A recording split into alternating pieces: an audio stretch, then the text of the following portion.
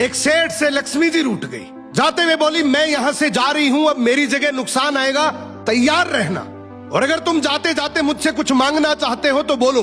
सेठ बहुत समझदार था, बड़ी विनम्रता से बोला, माता नुकसान आ रहा है तो आने दीजिए, बस मुझे आप एक वरदान दीजिए कि मेरे परिवार में हमेशा सुख शांति बनी रहे। लक्ष्मी जी मुस्कुराई, तथास्तु कहा और वहां से चली गई। अब उस सेठ की 4 बहुएं थी। कुछ दिनों बाद सबसे छोटी बहू खिचड़ी बना रही थी। उसने खिचड़ी में नमक डाला और अपने काम में व्यस्त हो गई।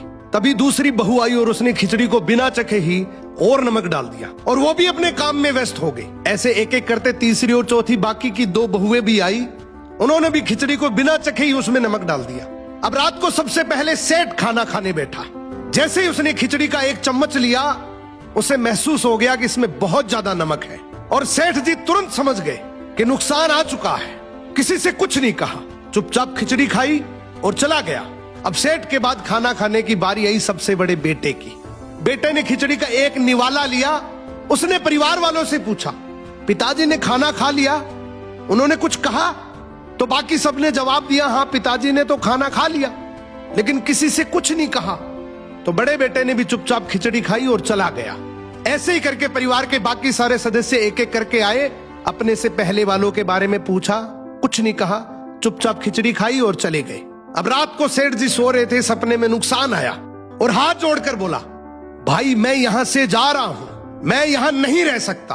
तो सेठ जी ने पूछा, क्यों, क्या हो गया? नुकसान बोला, तुम सबने मिलकर 1 किलो नमक खा लिया, पर मजाल है कोई किसी पर नहीं चिल्लाया, किसी ने गुस्सा नहीं किया, सब शांत रहे। अब जिस परिवार में इतनी सुख शांति हो, आपस में इतना प्यार हो, वहां पर मैं नहीं रह सकता।